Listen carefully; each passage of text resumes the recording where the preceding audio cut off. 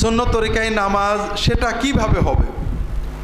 আপনার কিতাবে এসেছে যে কোনো নামাজে নিয়ত লাগবে না, ফরজ সুন্নত এগুলোর কোনো উল্লেখ করতে হবে কিনা? নিয়ত পড়া লাগবে না, মনে থাকা লাগবে, অর্থাৎ নিয়ত করতে হয়। এই যে আপনারা আমার মাজলিসুস সুন্নায় আসছেন, বাড়ি থেকে বেরোনোর সময় আপনারা বলেছিলেন নাওয়াইতু আন আযহাবা ইলা জিনাইদহ ইলা সুন্নাটা শিলে হদুরে মাজলিসের সুন্নাহ, এরকম বলছিলেন নাকি? তার মানে আপনারা কেউ সওয়াব পাবেন না। হাদিস শরীফে আসছে কেউ যদি বাড়ির থেকে ইলম শেখার নিয়তে কোথাও বেরোয়, বাড়ি থেকে যাওয়া এবং আসা পর্যন্ত পুরোটা জিহাদের সওয়াব পাবে। আপনারা তো পাবেন না, আপনারা তো নিয়ত পড়েননি। আসলে নিয়ত মানে যে চিন্তা, যে উদ্দেশ্যে বাড়ি থেকে বেরিয়েছেন।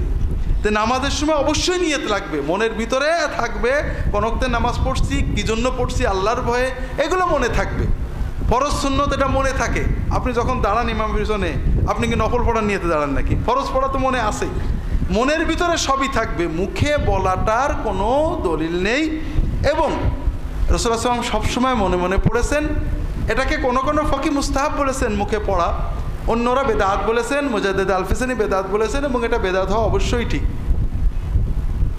নামাজের ভিতরে সূরা কেরাত পড়ার সময় বিসমিল্লাহ বলতে হবে কিনা? সূরা ফাতিহার আগে বিসমিল্লাহ বলবেন, অন্য যে কোনো সূরা যখন শুরু থেকে পড়বেন অবশ্যই বিসমিল্লাহ বলবেন। আর যখন মাঝে পড়বেন, যেমন ওয়ালাদ-দাল্লিন আমিন, এরপরে আপনি সূরা আলাম তারা শুরু করলেন বিসমিল্লাহির রহমানির রহিম আলাম তারা কাইফা, অথবা সূরা নাবা শুরু করলেন বিসমিল্লাহির রহমানির রহিম, হ্যাঁ, ইয়াসআলুনাকা আম্মা ইয়াতাসাআলুন আনিন নাবাইল আযীম, এখানে বিসমিল্লাহ পড়বেন। আর যদি সূরার মাঝখান থেকে শুরু করেন ওয়ালাদ-দাল্লিন আমিন কুলিল্লাহুম্মা মালিকাল মুলক, সূরা শুরু না মাঝখানে, তখন আর বিসমিল্লাহ পড়বেন না, না পড়ে চলে যাবেন।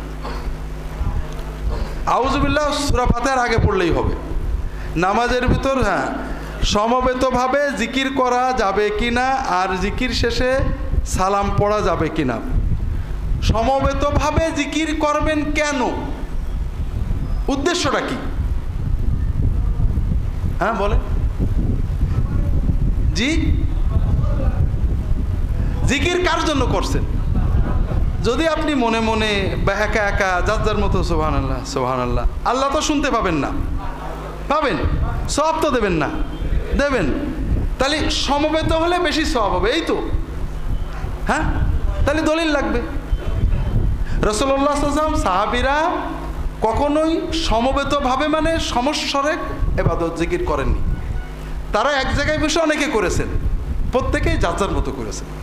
এখন যদি মনে করেন নবীজির তরিকায় সওয়াব কম হবে, সাহাবীদের সওয়াব কম হতো, আপনার আরও দরকার, তাহলে সেটা আপনার ব্যাপার। আমি মনে করি সাহাবীদের তরিকাতেই কামাল, আমরা ওই জায়গায় যাইতে পারছি না, তার বেশি দিয়ে করবো কি?